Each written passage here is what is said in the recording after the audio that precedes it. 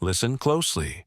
Imagine a ritual so small that the world notices nothing, yet so exacting that it reshapes the edges of your mind and the axis of your days.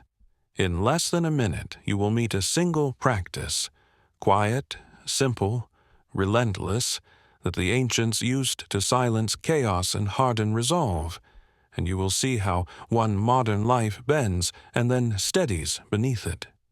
This is not about motivation or sudden transformation. It is about the steady accretion of inner steel, one precise repetition at a time. If you are willing to watch closely, you will witness how absence of noise, intentional elimination, and a single daily discipline create a mind that refuses to break. Chapter 1. The Awakening.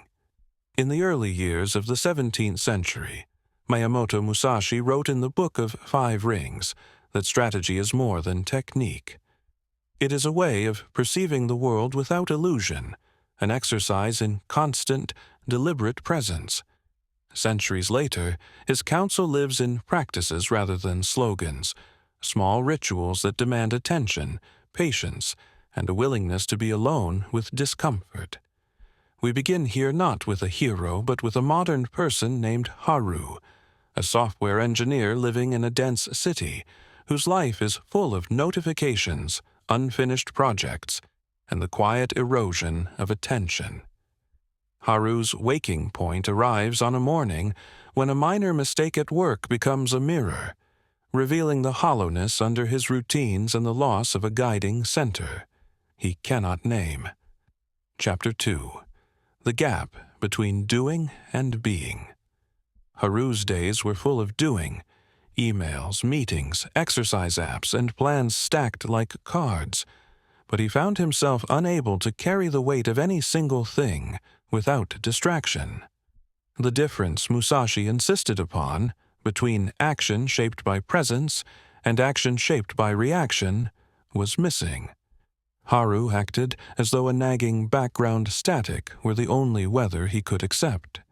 He sought structure and found systems, yet systems without identity are scaffolding without stone. They collapse when pressure arrives. The real problem, he discovered, was not time or knowledge, but the absence of a small, non-negotiable ritual that could anchor him to an inner axis. Chapter 3. The Ritual Revealed. The practice Haru adopted is drawn from the quiet corners of samurai life, a morning, seated ritual of breath, posture, and deliberate elimination, lasting no more than 11 minutes, performed without devices, without planning, and without outcome. It began simply. Upon waking, he would sit on a small cushion, align his spine as if his spine itself were a sword, close his eyes, and begin to count breaths. Inhale, exhale, slowly, precisely, without judgment, allowing sensations to pass like clouds. He paired the breath with a single physical act. The deliberate cleaning of one small area of his immediate space, a cup or a knife, performed with focused attention as if it were the only thing in the world. This pairing of breath and minimal exact action created an interface between mind and matter that was at once meditative and martial. Chapter 4. The Science of Small Eliminations. In Zen and Bushido, less is not only more, it is the means by which the mind reveals its true capacity. Haru learned to eliminate not by grand gestures, but by strict subtraction. One email account closed, one subscription canceled, one area of his apartment left intentionally empty. Each removal functioned as a small discipline, a boundary placed against wandering attention, and each boundary taught him the same lesson. Freedom is gained through subtraction, not addition. Musashi's austerity was practical. Clutter invites indecision and dilutes power. The act of choosing what to remove is itself an act of identity. Chapter 5. Discipline as a Quiet Forge. Discipline in the samurai tradition is not a show of endurance for others, but an internal law observed without applause. Haru's ritual demanded consistency more than intensity. 11 minutes every morning, without negotiation. On days when exhaustion begged for postponement, he learned to honor the ritual as a minimal fidelity to himself. On days when triumph tempted arrogance, the ritual returned him to ground. The repeated, small fidelity rewired his nervous system, reducing reactivity and widening the space between impulse and response. Chapter 6. The Mirror of Solitude. Solitude in this practice is not loneliness.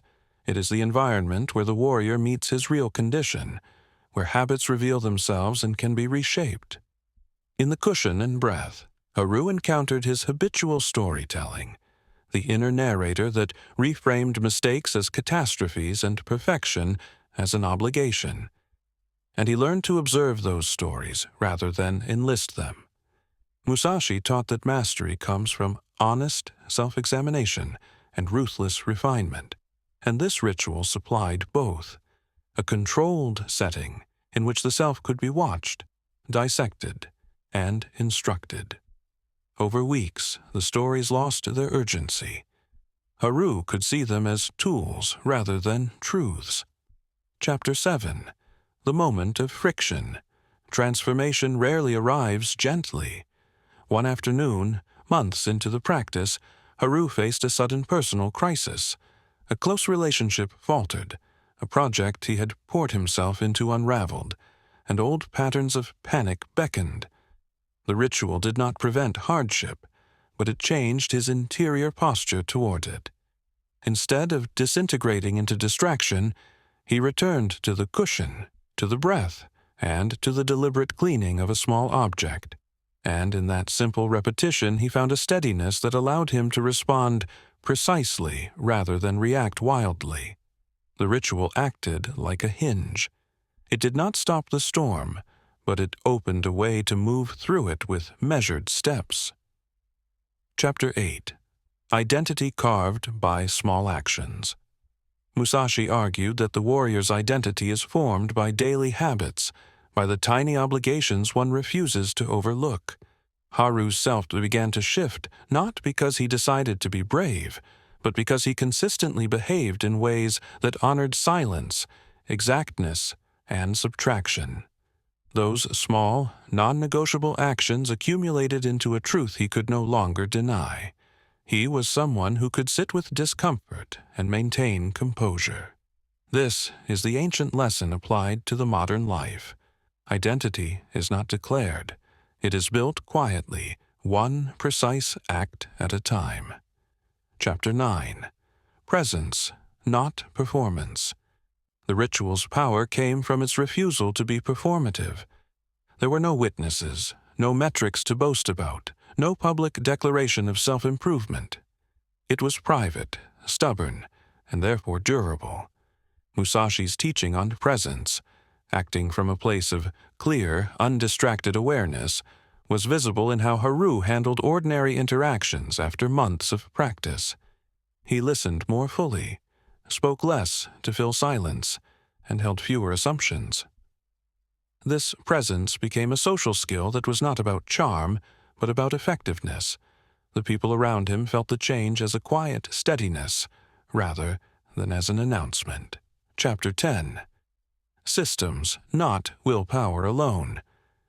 The samurai favored systems precisely because willpower is finite and fickle. Haru's ritual was not a test of will. It was a structure that reduced the need for decision. By fixing the time, place, and sequence, waking, cushion, breath, single object cleaned, he removed ambiguity and conserved mental energy for the tasks that required judgment. Systems do not remove struggle, but they relocate it. The struggle becomes about honoring the system, which is simpler and less exhausting than continually reinventing resolve. Chapter 11. The Quiet Transformation. Over a year, Haru's life did not become flawless, but its internal weather changed. His attention deepened. His responses slowed and sharpened, and his capacity to bear contradiction grew. Friends noticed a steadier voice and fewer distractions. He made decisions with less anxiety and more clarity. The ritual had not produced a warrior in the cinematic sense. It had produced a condition of being that resembled inner armor, flexible, responsive, and largely impervious to the small assaults that had once unraveled him. Chapter 12. Applying the Principle Today. This practice is not exclusive to former swordsmen or secluded monks. Its mechanics are universal. Choose one small, non-negotiable ritual that takes no more than 15 minutes. Pair breath with a single, precise action, and commit to elimination rather than addition. Protect the practice by removing devices, announcements, and outcomes. Let the ritual stand alone as a contract with yourself. In doing so, you begin to shape a mind that is not brittle in crisis and not easily diverted by the noise of contemporary life. Conclusion: the way forward. The warrior ritual asks for patience, not spectacle.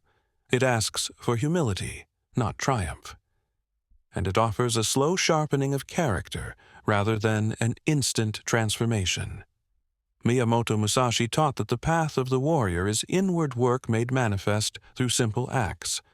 And Haru's story shows how those acts translate into a modern temperament of quiet strength.